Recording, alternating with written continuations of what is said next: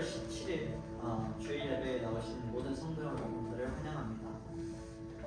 저희 또 이번 한 주도 또 잘 보내셨음을 믿고 또 이렇게 12월 달이 왔는데 한 해가 마무리되는 시점이기도 하고 또 1년 동안 돌아보면 후회도 있을 거고 또 성장했다는 여러 점이 있을 텐데 이렇게 항상 12월 달도 그래도 항상 말씀을 붙잡으면서 저희 한 해를 마무리할 수 있는 저희 모든 성도분이 될 수 있으면 좋겠습니다. 저희 일어나서 찬양하도록 하겠습니다.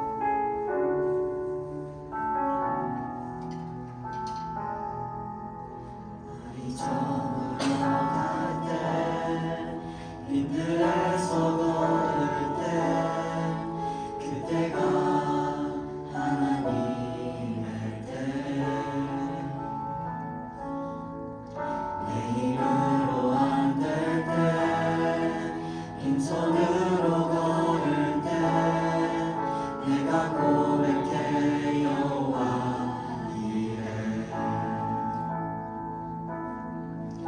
너희 좋은 이곳에 주님 함께 계시네 누리네 아버지 은혜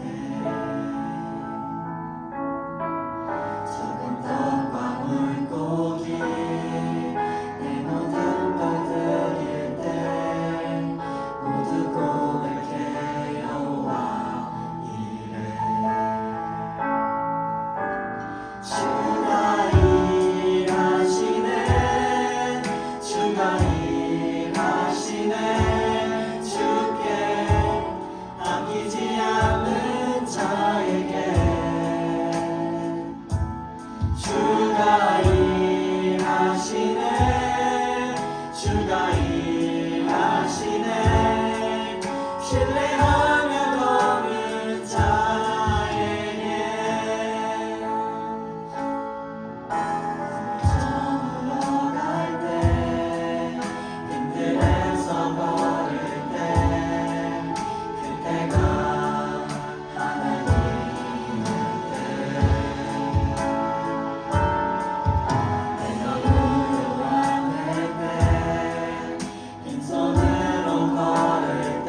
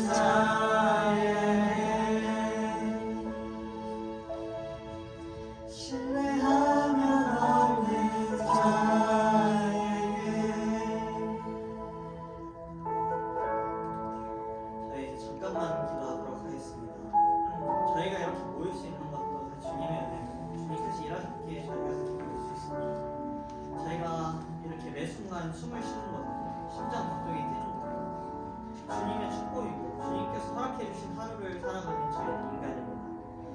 그런 주님을 저희는 항상 배반하고 죄를 지을 때도 있지만 그럴 때마다 주님께서는 항상 저희를 돌살펴 주시고 저희가 돌아오시기만을 기다리고 있으십니다. 그런 주님의 은혜에 저희가 잊지 않고 살아갈 수 있게 도와주시고 저희가 이 하루하루를 살아갈 때 또 주의 예배를 드릴 때 주님만을 한 분만 예배 드릴 수 있게 도와주시고 저희 잠깐만 기도하도록 하겠습니다.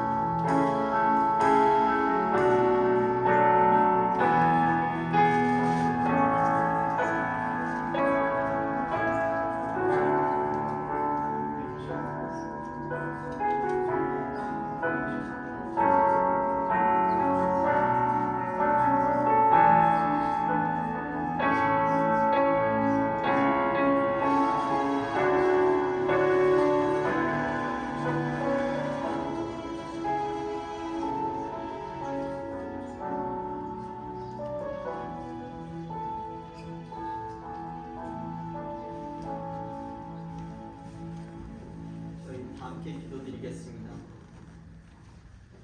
왕으로 오셔서 영광 받으심이 마땅하신 주님, 주님의 은혜와 동행 덕분에 저희가 이 자리에 모여 주님 이름을 영광 높여 올려드리고 찬양할 수 있음에 감사를 드립니다. 저희를 항상 옳은 길로 인도하시고 항상 보살펴 주심에 감사를 드립니다. 저희가 매일 내딛는 발자국, 숨쉬는 모든 숨까지 다 하시고 저희의 삶에 항상 계심에 감사를 드립니다. 저희의 몸이 성령으로 채워지고 이 예배를 통해 주님께서 영광 홀로 받으시옵소서. 저희의 몸이 교회가 되고 하나님의 나라가 되어야 하는데 그러지 못한 일들이 많은 것 같습니다. 지금 주님 앞에 나아가 무릎 꿇고 회개하는 시간을 가집니다. 저희의 죄를 진심으로 회개하오니 용서하여 주시옵시고 주님의 보혈로 사신 그 구원을 가볍게 여기는 것이 아닌 항상 주님의 희생과 사랑을 기억하는 시간이 되게 하옵소서. 12월을 맞아 이제 아기 예수님을 기다립니다. 하늘에선 영광을, 땅에서는 평화를 가져오신 주님을 찬양하고 경건한 마음으로 준비할 수 있도록 도와주시고 저희의 영원한 왕이신 메시아 예수님을 진정으로 받을 준비를 허락하여 주시옵소서. 연말이라 그저 들뜨는 것이 아닌 주님께서 오신 이유를 되새기고 주님이 오신 그 기쁜 소식을 사랑으로 열방 끝까지 전하게 도와주시옵소서. 또 저희 필리 뉴라이프 선교교회 가족들과도 함께하여 주셔서 저희가 준비하고 있는 모든 일과 기도 제목들 위해 함께하여 주셔서 선으로 갚아주실 것을 믿습니다. 또한 유영희 목사님 가정과도 함께하여 주시고 섬김의 삶을 살고 있는 가정을 기억하여 주시고 복을 부어 주시옵소서. 오늘 이 예배를 허락하여 주셔서 감사드리고 신령과 진심으로 예배를 허락하여 주시옵소서. 이 모든 말씀 저희의 죄를 사하러 오신 우리 주 예수 그리스도 이름으로 기도드렸습니다. 아멘.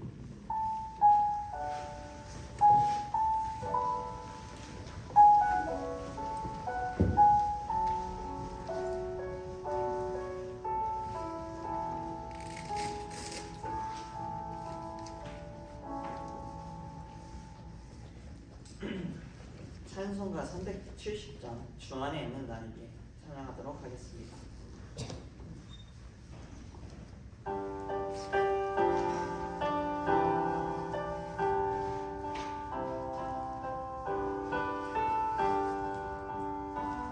주 안에 있는 나에게 단 근심이 있으랴 십자가 밑에 나아가 내 짐을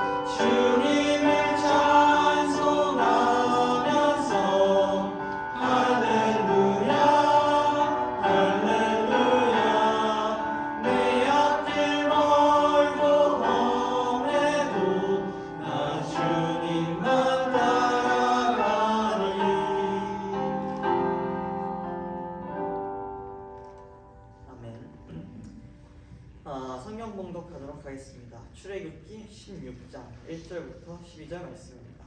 출애굽기 16장 1절부터 12절 말씀입니다. 이제 다 같이 일어나서 공독하도록 하겠습니다. 이스라엘 자손의 온 회중이 엘림에서 떠나 엘림과 시내산 사이에 있는 신광야에 이르니 애굽에서 나온 후 둘째 달 15일이라. 이스라엘 자손 온 회중이 그 광야에서 모세와 아론을 만나요. 이스라엘 자손이 그들에게 이르되 우리가 애굽 땅에서 고기 가마 곁에 앉아 있던 때와 떡을 배불리 먹던 때에 여호와의 손에 죽었더라면 좋았을 것을 너희가 이 광야로 우리를 인도해 내어 이 온 회중이 줄여 죽게 하는도다. 그때 여호와께서 모세에게 이르시되 보라 내가 너희를 위하여 하늘에서 양식을 비같이 내리니 백성이 나가서 이름할 것을 날마다 거둘 것이라. 이같이 하여 그들이 내 율법을 준행하나 아니하나 내가 시험하리라. 여섯째 날에는 그들이 그 거둔 것을 준비할지니 날마다 거두던 것에 갑절이 되리라. 모세와 아론이 온 이스라엘 자손에게 이르되 저녁이 되면 너희가 여호와께서 너희를 애굽 땅에서 인도하여 내셨음을 알 것이요 아침에는 너희가 여호와의 영광을 보리니 이는 여호와께서 너희가 자기를 향하여 원망함을 들으셨음이라. 우리가 누구이기에 너희가 우리에게 대하여 원망하느냐. 모세가 또 이르되 여호와께서 저녁에는 너희에게 고기를 주어 먹이시고 아침에는 떡으로 배불리시니 이는 여호와께서 자기를 향하여 너희가 원망하는 그 말을 들으셨습니다. 우리가 누구냐 너희의 원망은 우리가 향하여 아니하며 여호와를 향하여 함이니라. 모세가 또 아론에게 이르되 이스라엘 자손의 온 회중에게 말하기를 여호와께 가까이 나아오라. 여호와께서 너희의 원망함을 들으셨느니라 하라. 아론이 이스라엘 자손의 온 회중에게 말하매 그들이 광야를 바라보니 여호와의 영광이 구름 속에 나타나더라. 여호와께서 모세에게 말씀하여 이르시되 내가 이스라엘 자손의 원망함을 들었노라. 그들에게 말하여 이르기를 너희가 해질 때에는 고기를 먹고 아침에는 떡으로 배부르리니 내가 여호와 너희의 하나님인 줄 알리라 하라 하시니라. 살아계신 하나님의 말씀입니다. 아멘. 오늘 설교 제목은 찍기가 온다 라는 제목으로 이용희 목사님께서 설교해 주시도록 하겠습니다.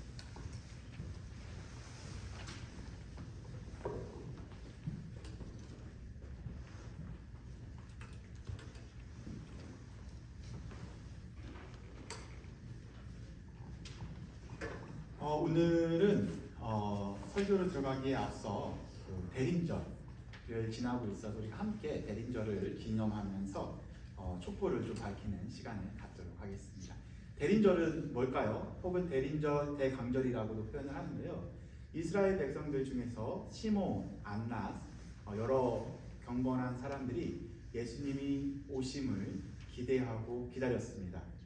그렇게 해서 예수 그리스도께서 오셨던 것을 기다렸었던 이스라엘 백성들처럼 지금 이 시대에 살아가고 있는 우리들도 예수님의 다시 오심을 기다리는 마음을 담아서 촛불을 켜면서 성탄절을 준비합니다. 우리는 12월 25일 어떤 날로 기념하고 기억을 하냐면요. 12월 25일은 성탄절, 쉬는 날, 그리고 재밌게 노는 날로 기념을 하지만 정말 하나님의 백성들은 주님 오심을 고대하며 기다렸다라는 거죠.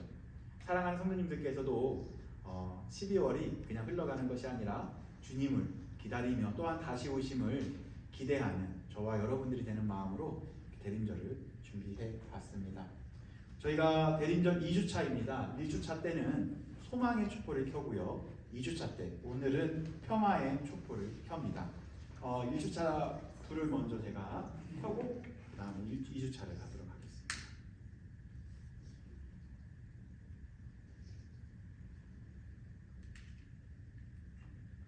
보라색 불을 켭니다. 대림절 주 1주차 때는 소망의 촛불입니다. 오늘 우리는 대림절 첫 번째 주일을 그때 밝히며 이 촛불은 보라색이고 또한 소망의 촛불이기도 합니다. 어둠 속에서도 하나님의 약속은 사라지지 않고 메시아이신 예수 그리스도는 반드시 오십니다. 우리는 주님의 약속을 소망 가운데 기다립니다. 또한 빛이 어둠을 이김을 우리는 믿습니다. 이사야서 9장 2절과 또한 9장 6절 말씀을 제가 읽어드리도록 하겠습니다. 흑암에 행하던 백성이 큰 빛을 보고 사망의 그늘진 땅에 거주하던 자에게 빛이 비추는도다. 6절 말씀입니다. 이는 한 아기가 우리에게 낳고 한 아들을 우리에게 주신 바 되었는데 그의 어깨에는 정사를 메었고 그의 이름은 기묘자라 모사라 전능하신 하나님이라 영존하시는 아버지라 평강의 왕이라 할 것이니라. 대림절 2주차 평화의 촛불을 켜도록 하겠습니다.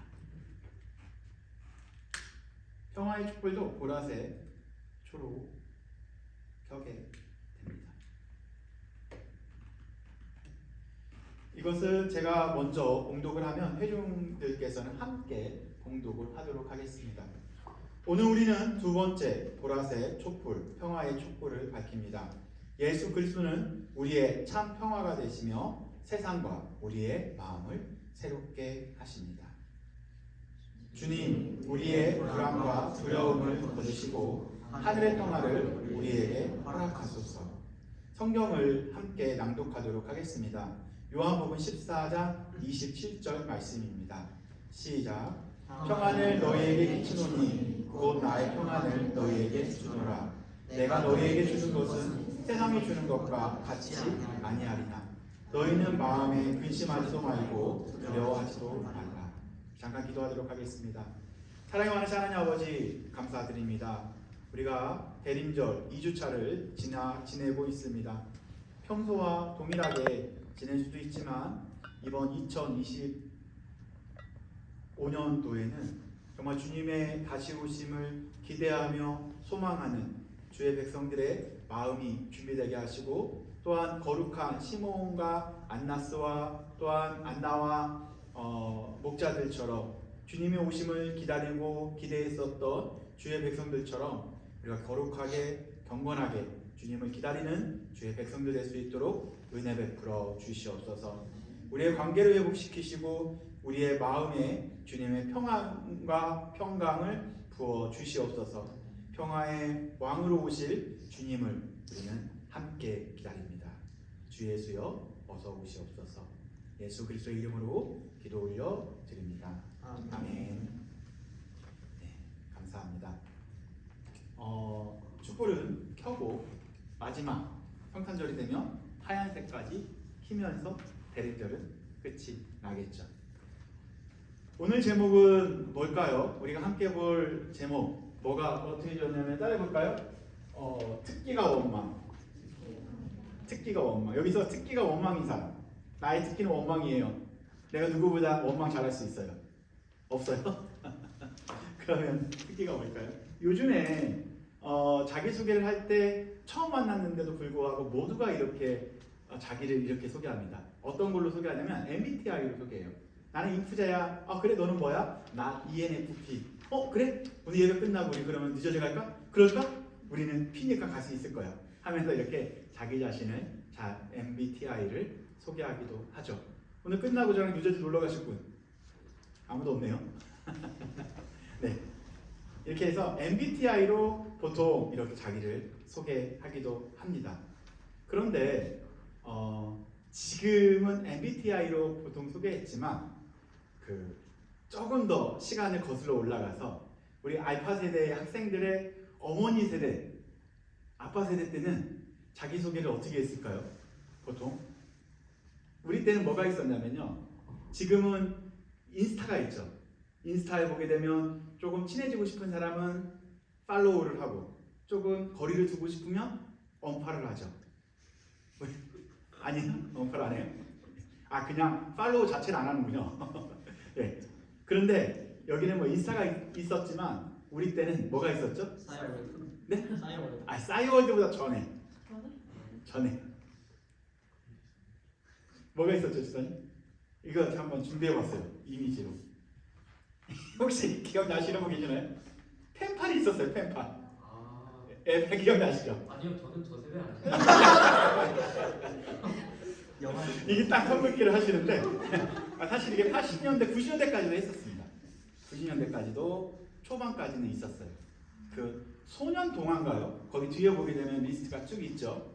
해외 펜팔은 뭐냐면 우리 때는 다 SNS가 발전이 되어 있어서 그런 관계를 인스타를 통해서 맺었지만 저희 때는 그런 게 없었어요.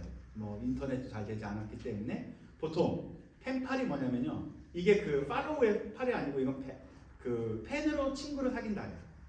그래서 편지를 주고받고 하는 시대에 살았던 분들이 어머니 아버지 아실 거예요. 펜팔. 네, 물어봐요. 펜팔 해보신 적 있어요? 이게 각자 물어봐야 돼요.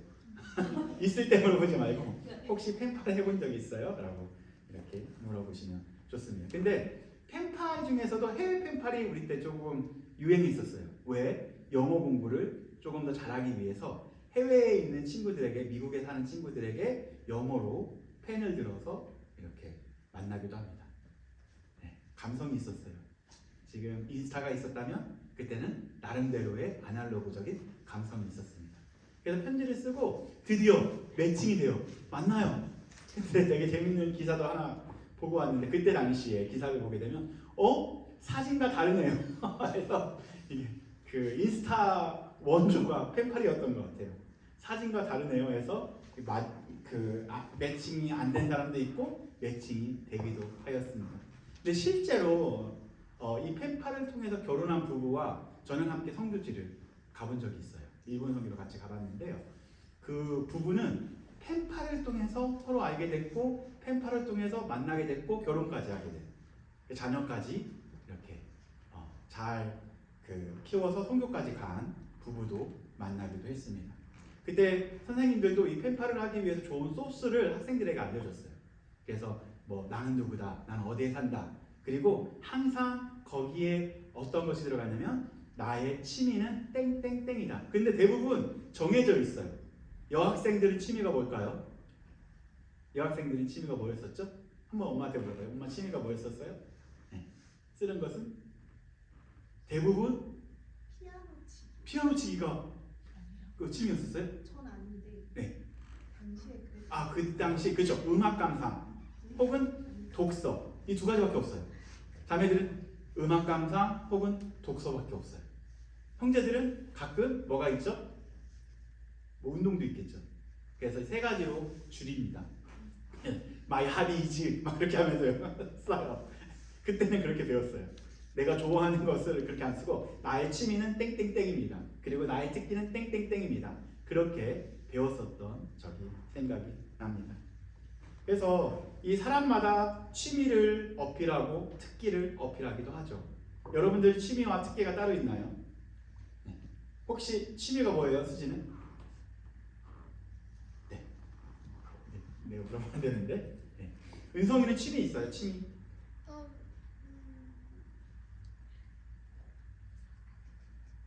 갑자기 물어봐. 그죠? 딱히 없는 거. 딱히 그 실시간 듣기, 음악 듣기. 네, 음악. 맞아요. 네. 보통 그렇게. 특기는 뭐예요? 특기? 없는 거 같은데. 은유는 배드민턴 잘하는 것 같아요. 운동 좀 진짜 운동 감각인 것 같아요. 그죠? 운동이 특기죠. 감사합니다. 네. 그래서 저도 이 제자 훈련할 때마다 취미와 특기를 물어보기도 하고 취미와 특기를 제가 대답하기도 합니다. 제 취미가 뭐 같아요? 운동. 특기는 운동밖에 없어요. 그렇게 가면 안 되는데 저 목사인데 저는 취미를 항상 이렇게 이야기해요. 제자 훈련할 때입니다. 저는 취미는 뭐냐면 원어 성경을 읽어서 그 원어를 한국말로 번역하는 게 제 취미예요. 그래서 이거를 이렇게 번역하면 좋겠다 싶어서 번역하는 게 제 취미입니다. 특기는 뭘까요? 특기. 말하기. 그렇군요. 감사합니다. 말하기. 제 특기는 말하기보단 내가 번역한 취미로서 번역한 그 하나님의 말씀을 삶으로 번역해 내는 게 제 특기가 되고 싶습니다라고 말을 해요. 근데 여전히 제 취미는 원어로 한국어로 번역하는 거지만 제 특기는 여전히 하나님의 말씀을 삶으로 번역하는 것은 참으로 어렵다라는 것을 느끼면서 그것이 특기가 되고 싶다라는 소망을 갖고 살아가고 있습니다. 우리 성도님들께도 이 하나님의 말씀을 삶으로 번역하는 것이 여러분의 특기가 되기를 권면드려 봅니다. 아멘. 단 한 가지라도 하나님의 말씀을 삶으로 번역해 나가기. 그것이 여러분들의 특기, 저의 특기가 되면 좋겠습니다. 그런데 아담 이후로 인간이라는 존재는 죄성이 있어서 그런지 특기가 뭐였냐면 하나님의 말씀을 삶으로 번역해 나가기가 아니라 반대로 하나님의 말씀을 안 듣기. 그죠? 하나님의 말씀을 거절하기, 순종하지 않기, 불순종하기, 혹은 하나님의 말씀보다 세상의 달콤한 말들에 더 귀를 기울이게 됩니다. 그리고 또한 우리들은 어떠죠? 사람들을 칭찬하기보다 사람을 짓누르려는 습관들이 우리 안에 있습니다.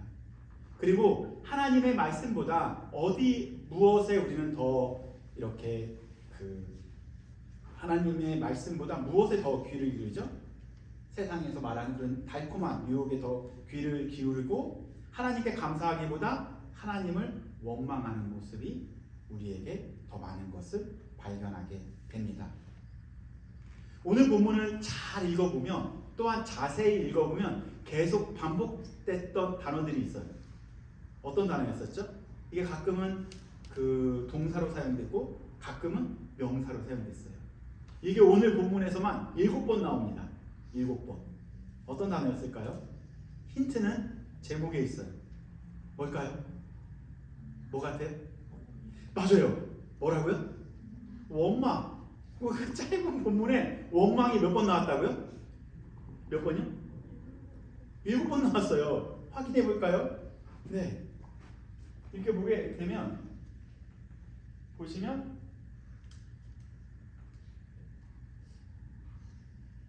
네.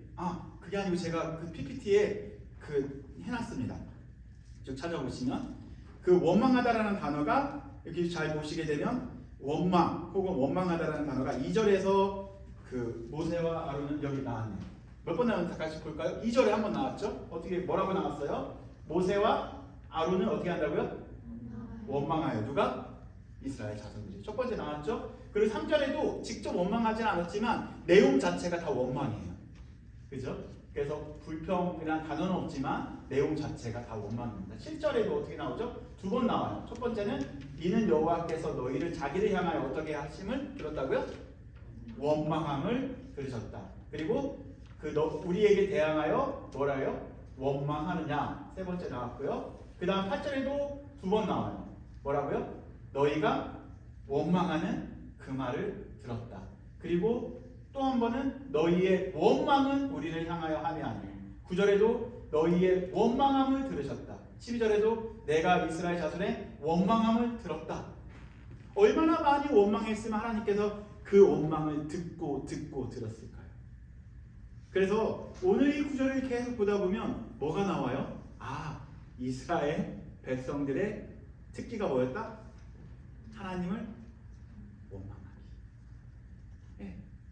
이스라엘 백성들은 어디에 살면서? 신광야를 지나면서 하나님을 원망합니다. 그런데 저번 주에도 보게 되면 그들은 수르 광야를 지날 때도 어떻게 했어요? 하나님을 원망했죠. 그리고 마라의 쓴물에 도달했을 때도 그들은 하나님을 어떻게 했어요? 원망했죠. 엘림 가서는 원망 안 했어요. 하나님께 감사했어요. 그런데 엘림에서 나오자마자 수르 광야를 지나 신광야를 지나면서 또 무엇을 해요? 하나님을 원망해요. 원망으로 시작해서 어떻게 되는 거예요? 원망으로 끝이 나게 됩니다. 하나님께서는 이 본문을 통해서 무엇을 보여주고 싶었냐면 이스라엘 백성들은 기도, 찬양, 감사보다 뭐가 특기였다? 원망이 특기였다. 그거를 보여주고 있다는 거죠. 그래서 오늘 본문을 잘 보게 되면 우리가 얼마나 쉽게 원망하는 존재인지 우리는 단번에 알아차릴 수 있게 됩니다. 1절 말씀은 이렇게 시작을 합니다. 한번 볼까요? 시작. 이스라엘 자손의 온 회중이 엘림에서 떠나 엘림과 시내산 사이에 있는 신광야에 이르니 애굽에서 나온 후 둘째 달 15일이라. 지금 이스라엘 백성들은 홍해를 건너서 그들이 제일 먼저 맞이한 곳이 어디였었죠? 수르 광야였었죠. 수르 광야를 4일 동안 고생하다가 맞이한 샘이 하나 있었죠. 그 셈이 어떤 거였죠? 마라탕, 마라였었어요. 그리고 마라는 너무 쓴물이었죠. 그러나 한 나무를 통해서 그 쓴물이 단물이 되게 됩니다. 그러면서 그들이 인도받은 곳이 엘림인 곳이에요. 엘림에는 그 샘이 충분히 있었고 또한 나무가 충분히 무성한 곳에 이스라엘 백성들은 인도함을 받게 되죠. 이제 엘림을 떠나 그들은 어디로 가게 돼요? 바로 신광야라는 곳을, 광활한 곳을 한 걸음 한 걸음 걷기 시작을 합니다. 걸으면서 그들이 했었던 표현들은 원망밖에 없었어요. 누구를 원망했을까요? 리더를 원망하고 하나님의 백성을 원망하고 궁극적으로 하나님을 원망하며 그 신광야를 쭉 걸어갑니다. 지도를 한번 볼까요? 이스라엘 백성들이 걸어왔었던 곳, 바로 이 라암산에서 숲곳을 지나 에담으로 지나 홍해를 건너게 됩니다. 건너자마자 맞이한 곳이 뭐라고요? 수르 광야예요. 수르 광야에서 울퉁불퉁한 그거 들으셨죠? 그래서 울퉁불퉁한 곳을 지나 어디까지 맞이하죠? 마라라는 곳에 도착을 합니다. 마라는 어떤 뜻이라고 했어요? 쓰다. 인생이 너무 쓰다. 그러나 이 쓴 물에서 무엇을 경험해요? 한 나뭇가지를 통하여 예수 그리스도의 구원함을 거룩하고 단맛을 경험하게 됩니다. 이곳에서 엘림으로 가게 된 거예요. 그런데 오늘 1절에 보니까 어떻게 나왔냐면 엘림에서 떠나 엘림과 신의 산 사이에 있는 어디에? 신광야에 이르렀다고 이야기합니다. 다시 지도를 볼까요? 지금 보게 되면 신의 산은 맨 남쪽에 있습니다. 다시 말해 엘림과 신의 산 사이는 전체가 다 신광야인 거죠. 다시 말해 신의 산에 도착하기 전까지 이스라엘 백성들은 힘으로, 몸으로, 전인격적으로 무엇만 한 거예요? 하나님을 원망만 했습니다. 하나님을 원망만 했습니다. 원망을 시작으로 원망으로 끝나게 된 거죠. 그래서 오늘은 그 광야에서의 원망이라는 주제로 3대지로 나눠 보았는데요. 첫 번째는 원망이 특기가 된 백성이라는 제목으로 첫 번째 2절과 3절을 보려고 합니다. 그들은 엘림이라는 곳, 엘림은 마치 천국과 같았습니다. 쉼이 있었고 물이 있었고 행복이 있었던 곳, 그 엘림을 떠나 다시 광야를 걸어가게 됩니다.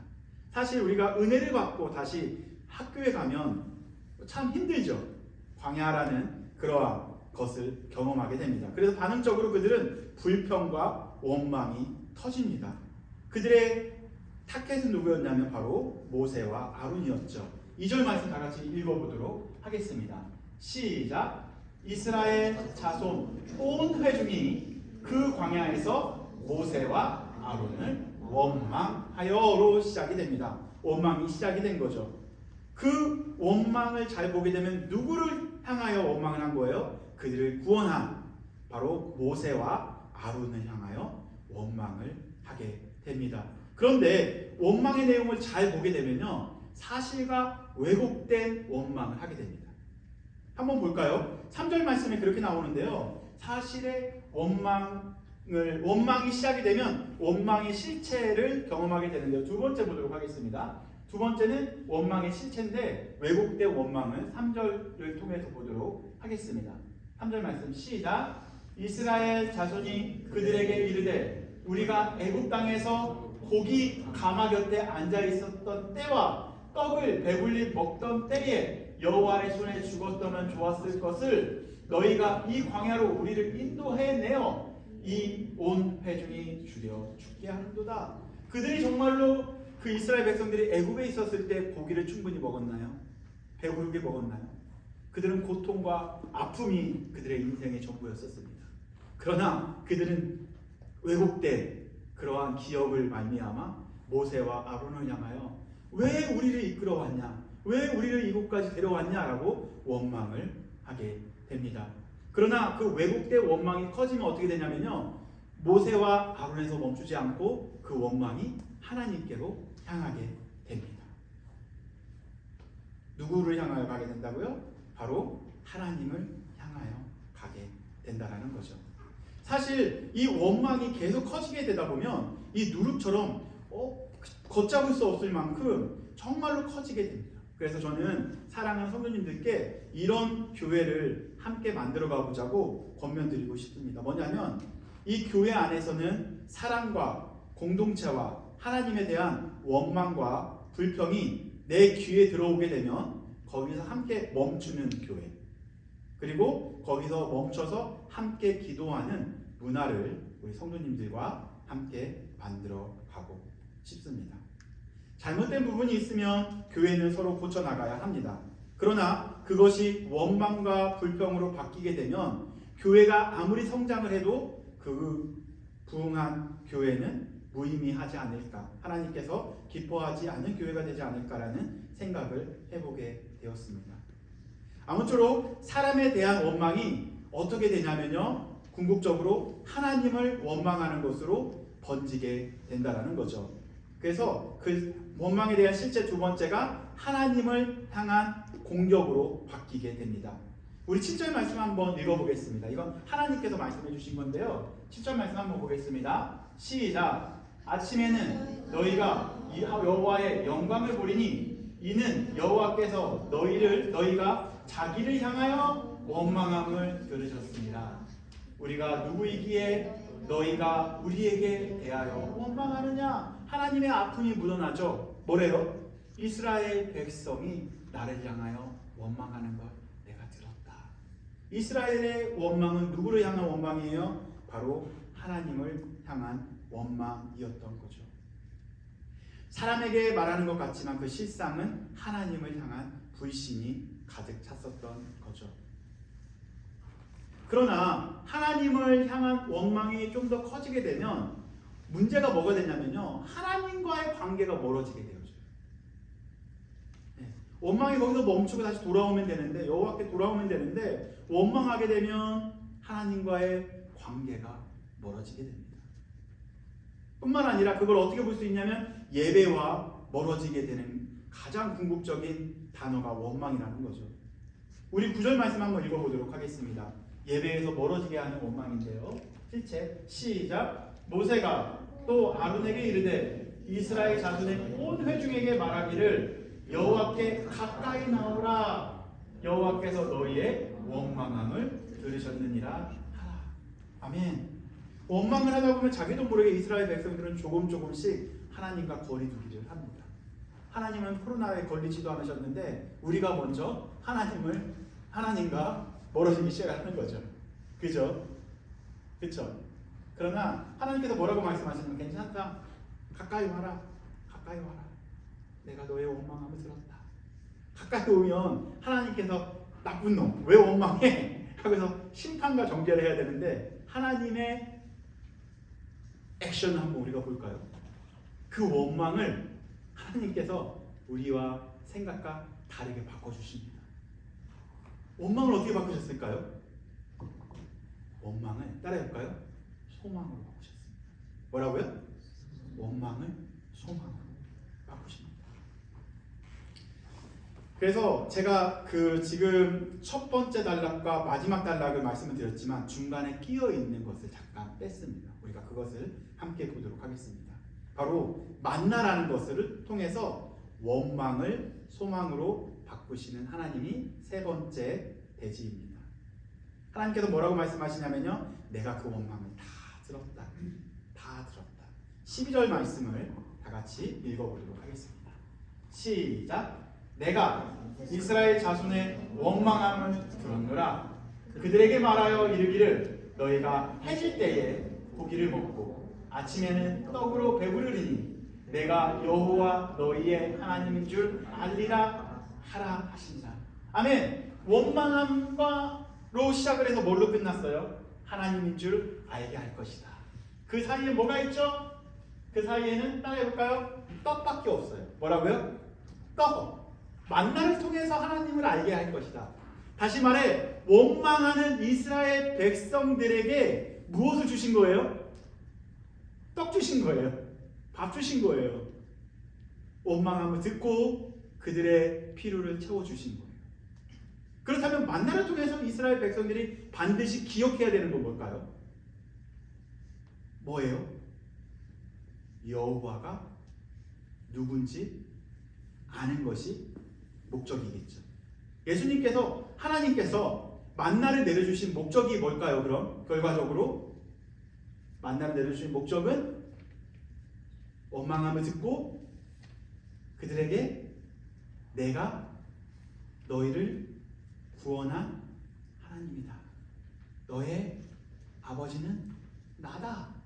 라는 것을 알려주고자 하는 목적이 그 안에 있었던 것이죠.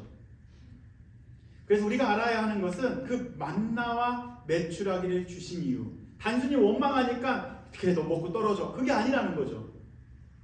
만나가 궁극적으로 주는 의미가 숨겨져 있습니다. 원망하던 이스라엘 백성, 입으로 원망했던 그 이스라엘의 입술에 무엇이 들어갔냐면요, 떡이 들어가기 시작을 합니다. 원망했던 그 입술이 소망의 입술로 바뀌게 됩니다. 뭐가 들어가니까? 떡이 들어가니까. 나중에 그 떡은 무엇으로 바뀌냐면요, 신약에서는 만나를 뭘로 해석하는지 아십니까?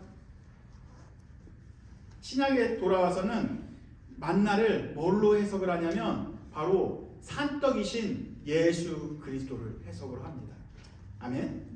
우리 인생에 있어서 원망밖에 없죠. 원망할 수밖에 없죠. 태어나자마자 우리는 무엇을 하죠? 울잖아요. 왜 울을까요? 힘들어 죽겠어요. 그런 표현이에요, 아기가.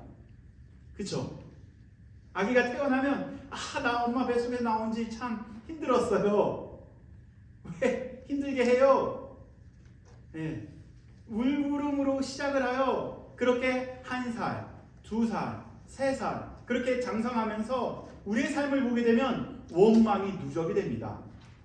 그렇게 시간이 지나면 우리가 어른이 되고 노인이 되고 나서 또 우리가 하나님을 맞이하기 전에 어떻게 끝날까요? 참 인생 별거 없구나 하면서 원망이 누적이 되면서 그렇게 인생은 끝이 나겠죠. 그러나 우리 인생을 하나님께서 원망으로 시작해서 원망으로 끝나게 하게 설계하지 않으셨습니다.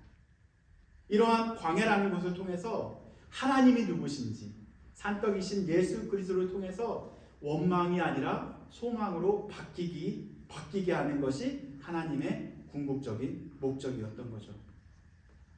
4절을 보게 되면 3절부터 순차적으로 그 원망에서 소망으로 바뀌는 것을 우리가 경험하면서 오늘 말씀을 마치도록 하겠습니다. 3절 말씀부터 순차적으로 보겠습니다. 3절에 이렇게 나와 있습니다. 제가 읽어드릴게요. 이스라엘 자손이 그들에게 이르되 우리가 애굽 땅에서 고기 가마 곁에 앉아 있었을 때와 떡을 배부르게 먹었던 때에 여호와의 손에 죽었더라면 좋았을 것을 너희가 이 광야로 우리를 인도해 내어 이 온 회중이 주려 죽게 하는 도다 라고 나옵니다.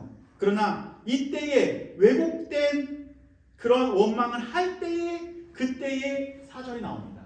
4절 다 같이 읽어볼까요? 시작. 원망할 그때에 시작. 그때에 여호와께서 모세에게 이르시되 보라 내가 너희를 위하여 하늘에서 양식을 비같이 내리리니 백성이 나가서 일용할 것을 날마다 거둘 것이라 이같이 하여 그들이 내 율법을 준행하나 아니하나 내가 시험하리라.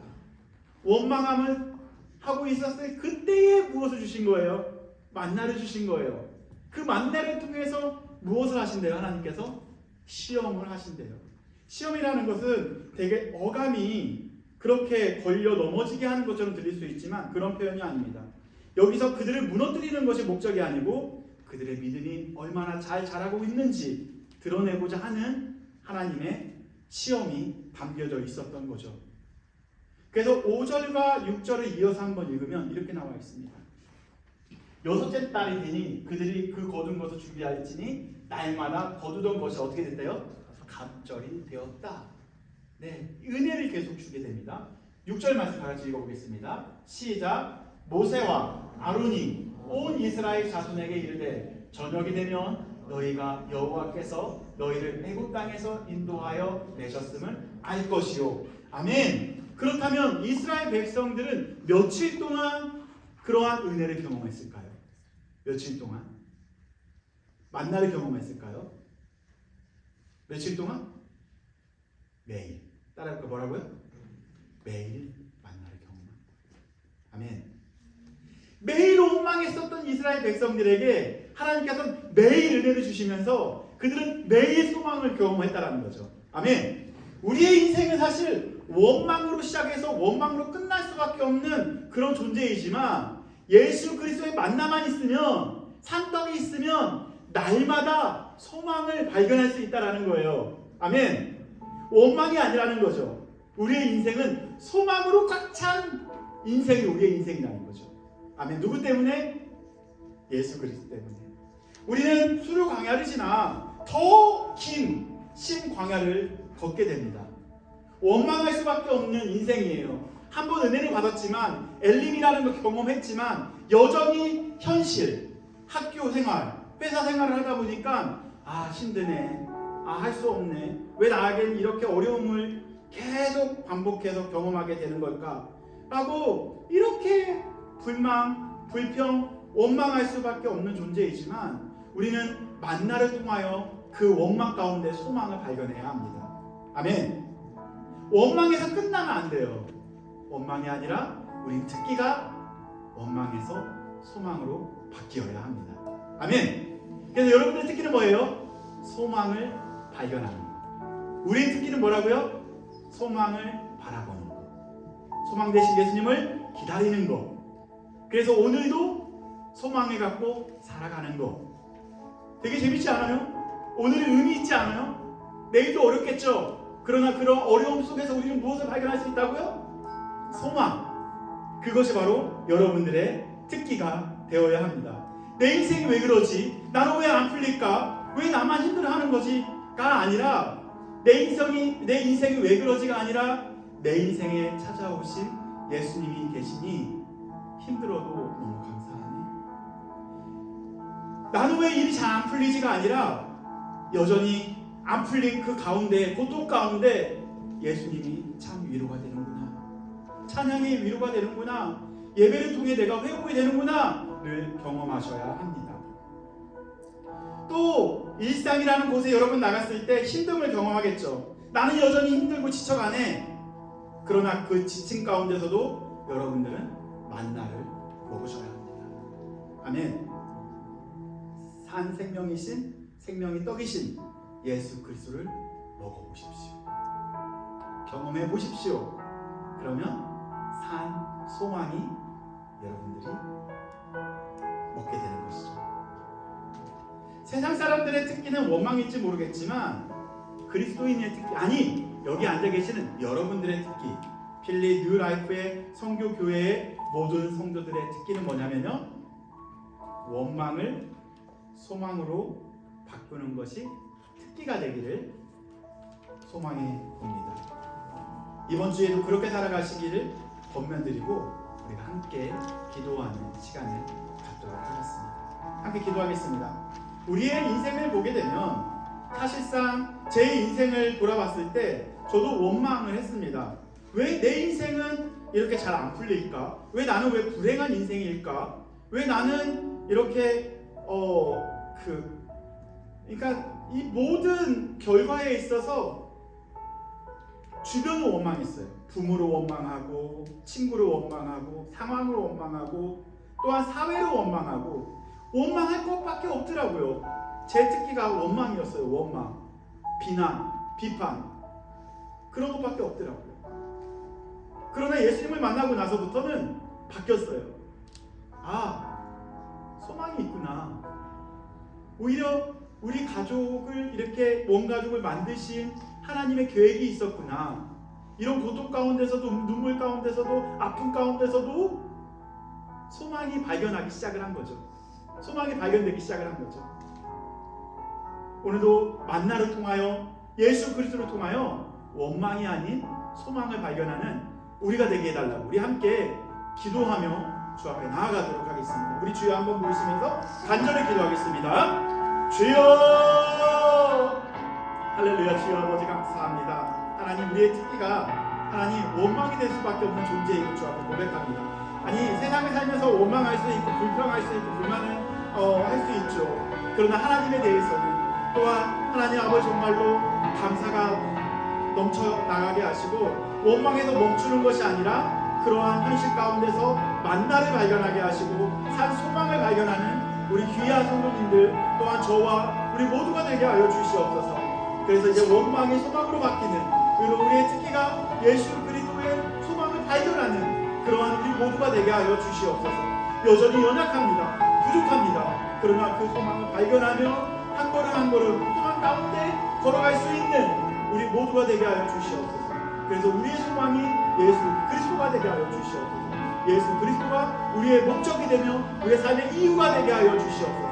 그래서 이 모든 것이 원망에서 결과가 나오는 것이 아니라 소망으로 결과가 이루어질 수 있도록 주님께서 은혜 베풀어 주시옵소서. 주님께서 주시옵소서. 우리 하나만 더 기도하도록 하겠습니다. 우리 필라델피아 도시를 위해서 기도하면 좋겠습니다. 이 도시를 보게 되면 참 어둡고 많은 이렇게 어려운 소식들이 어두운 소식들이 많이 있습니다. 그러나 이 도시를 위하여 도시에 살고 있는 우리가 기도하지 않으면 누가 이 어두운 땅을 위해서 기도하겠습니까? 하나님, 이 땅을 원망의 땅이 아니라 바로 소망의 땅으로 바뀌게 해달라고 하나님 주의 백성 우리가 기도합니다. 그래서 이곳에서 하나님을 원망하는 소리가 하나님을 찬양하는 소리로 바뀌게 해달라고 우리가 대신 같은 마음으로 기도하며 이 필라델피아와 이 교회와 우리 그 주변을 위해서 함께 기도하는 시간을 갖도록 하겠습니다. 기도하겠습니다.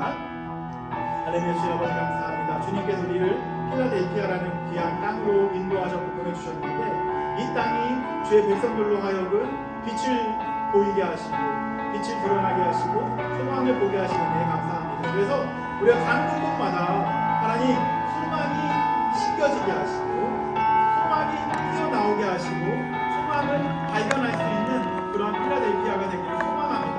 우리의 학교가 되기를 소망하고요. 우리의 회사가 되기를 소망하고요. 우리의 아버지 가정이 되기를 소망하고요. 우리의 교회가 되기를 소망하고요. 또 하나님 이러한 우리 개인이 되기를 소망합니다. 그래서 우리 학생들 우리 또한 다음 세대 학생들 또한 우리 귀한 우리 지사님 가정들 또한 하나님 우리 모든 목회자 가정들 하나님 이 섬기는 모든 가족들이 정말로 소망 되신 예수님 때문에 정말 날마다 기쁨이 넘치고 소망이 넘치는 그러한 하나님 2025년도에 12월이 되게 하여 주시옵소서. 그리고 여기 필라델피아의 땅이 되게 하여 주시옵소서. 여전히 소망이 없어서 아픔과 고통과 또한 여러 가지 어두운 것들이 계속 반복되고 있습니다. 그러나 주님께서 이 문화를 바꿔주시고 또한 그러한 곳에 있어서 완전히 바뀌는 그런 말씀을 되게 하여 주시옵소서.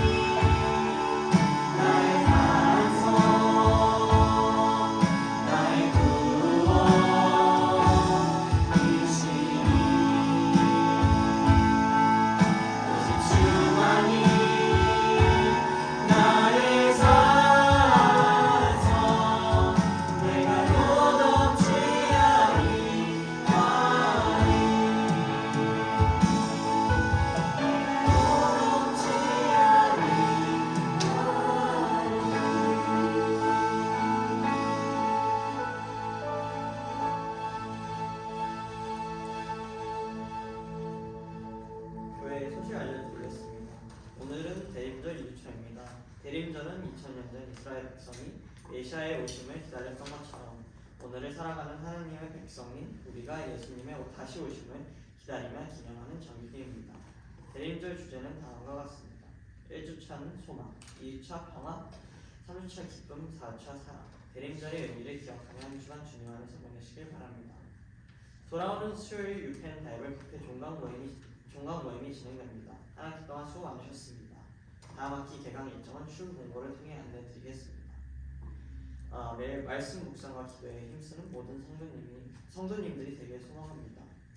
온라인 바이블 스쿨 교리편이 진행될 예정입니다. 자세한 내용은 교회 홈페이지와 주보 뒷면에 참고해 주세요.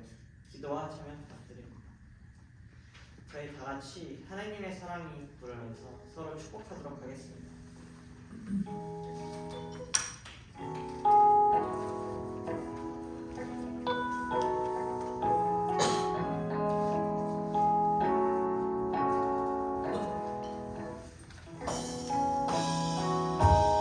하나님의 사랑이 당신의 삶 가운데 가득하기를 축복합니다. 하나님의 은혜가 우리 가운데 가득하길 기도합니다. 하나님의 사랑이 당신의 삶 가운데 가득하기를 축복합니다. 하나님의 은혜가 우리 가운데 가득하길 기도합니다. 가득하길 기도합니다. 가득하길 기도합니다.